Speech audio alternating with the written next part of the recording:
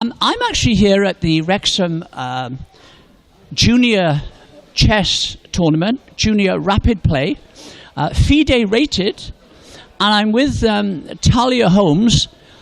Thalia, suddenly legend of BBC, BBC All Things That Are Chess. Yeah, so I was part of a TV show called Chess Masters The Endgame, which I ended up winning. It was about last year in April time. 8 episodes, 12 competitors, slowly whittled them down and ended up winning it. So. And you actually won that? Yeah. Okay, we'll come back to that. But first, you're here at the Wrexham Rapid Play Junior Chess Tournament. Incidentally, players up to the age of 11 and up to the age of 18.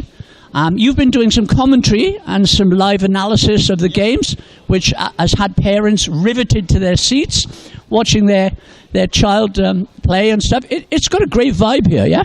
No, it's wonderful. I mean, I've done a couple of events like this before. I love doing the commentary for these kind of events. It's really entertaining. I love seeing the kids being so enthused about chess. I think it's such a really nice thing to see.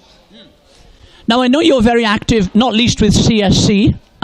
We have some of their information and logo behind us. CSC, Chess in Schools and Communities. You're a tutor and coach in that space, and doing a lot of work in the community and in schools with chess, yeah? Yeah, so I teach loads of chess stuff. I do chess in schools. I have 2 schools that I teach there at the moment. I have around 8 or so students that I teach privately. I run a chess club in Chester, which goes on every Monday and Friday, which I have people coming on to weekly. So basically the chess person for Chester, basically. You are that girl, okay. Miss Chess, yeah, okay.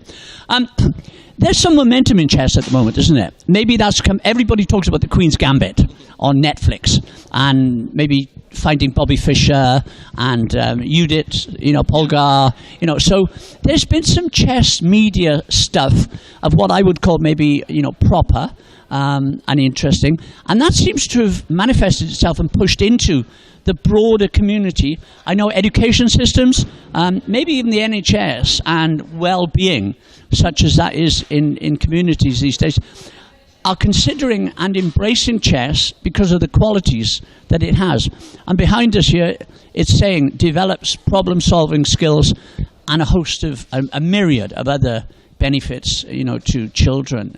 You will have obviously seen some of this in your own tuition, your own classes, your own school situations. Yeah, 100%. I mean, I've always thought, I've been playing chess since I was about 4 years old, basically. And I've always found it's been really helpful for not just things about chess, but just your wider life, basically. It really helps with, planning things and trying to work things out ahead. It's good for problem-solving skills. It's just got such a plethora of things that it's really useful for. And not only that, it's also a very social thing as well. It's something that you can always bond with someone, no matter how old or young they are. You can always find a common ground when you're playing chess against someone. I think it's a really important thing to be able to learn and to be able to socialise and to be able to use those skills in general life, I'd say. That's fantastic. I know last year you were in Macedonia, and you're also going to talk about a Denmark trip that you were on.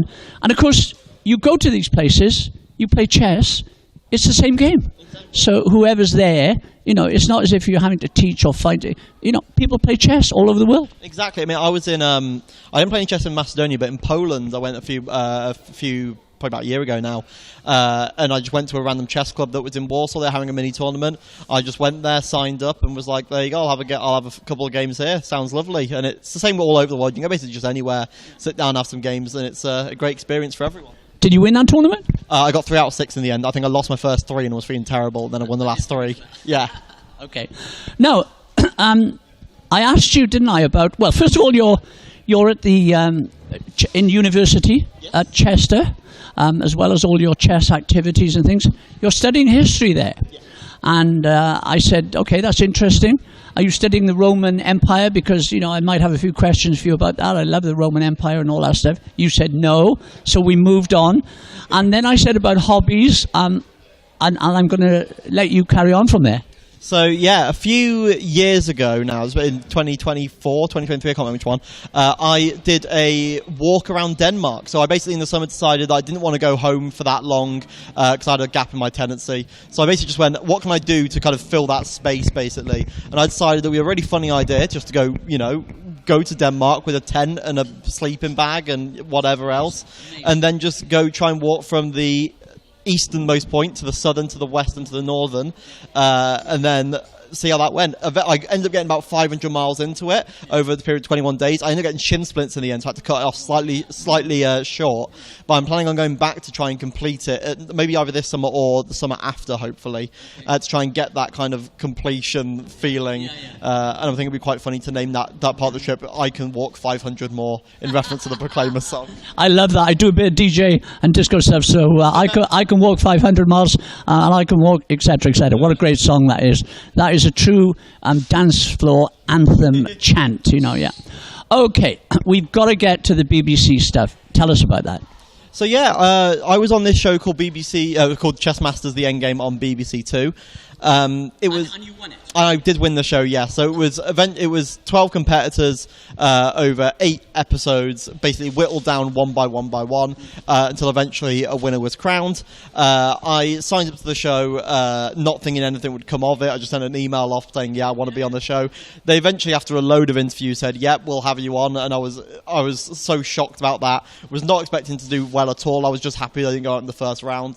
And as the round progressed, I ended up going, oh, maybe I could win this. And then eventually ends up happening, and kind of rest is history at this point.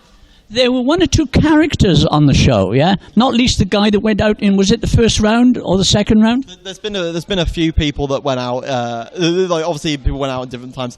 Never anyone talked about characters. You mentioned Kel, who's one of my friends on the show. Okay. When I was on the show, we'd hang out like in our downtime. We'd go get food together. We had a rest day when we went to go out shopping in Cardiff, where it was filmed. And he was well known for being standoffish, standing up and trying to intimidate their opponent, which was encouraged by the show. We were supposed to do that. Yes. So but yeah, he was known as quite a character. But there were so many different people on the show from all kinds of backgrounds, all kind of experiences with chess. So. Well, congratulations again. I've enjoyed that show myself. I think it was another aspect of moving chess forward, albeit maybe a little bit theatrical and entertaining, but hey, that's fine. Chess needs as much of that as it can get, as well as the solidity of what we would call classical chess, yeah, as well as the rapid and all the rest of the formats that go on. Now, next for you, the Crew Congress tournament? Yes. Maybe? Yeah, so hopefully, I went there about 2 years ago, and I had a pretty good time being there. I won against a guy called Richard Bryant, who was about 1950 at the time, I think he was. It was a great game. It was a 20-move, brilliant. So I sacrificed a knight and then a queen, and won in 20 moves. It was a brilliant. It was a brilliant game. It was a sacrifice that's very. It was a French defence, but it was a opening that was quite common for there to be kind of these sacrifices in. But it was one that normally would look like it was just a mistake. So they just went, oh, they've just played a mistake, yeah, etc. And then as soon as it got to the move where I sacrificed queen, they went, oh no, this isn't a mistake. They've worked the sequence out. But yeah, I'm hoping to go back this year. I'll be quite excited to play again in the tournament. So. That's one of the beauties of chess, isn't it? The hidden beauties, as I would call it, about stuff going on that unless you're a chess player, maybe you don't actually see the full extent of a person's ambition, craftiness, etc., etc. And when it occurs and your opponent suddenly understands that they are in deep trouble, it's a very satisfying and a wonderful moment as a sports person and as a games person, i.e. chess player. So congratulations on that. Okay, Thalia Holmes, chess CSC tutor, and CSC do an amazing amount of good work across the UK, and yeah, all grist to the mill for your chess playing future, Thalia, and the university. When's your degree time? I'm in second year currently, so I'm going to finishing next year. Yes. And then you're going to finish off that those 500 miles. Yeah, finish off 500 miles, get that all done. Yeah. Thalia, thanks very much. And back to you in the studio.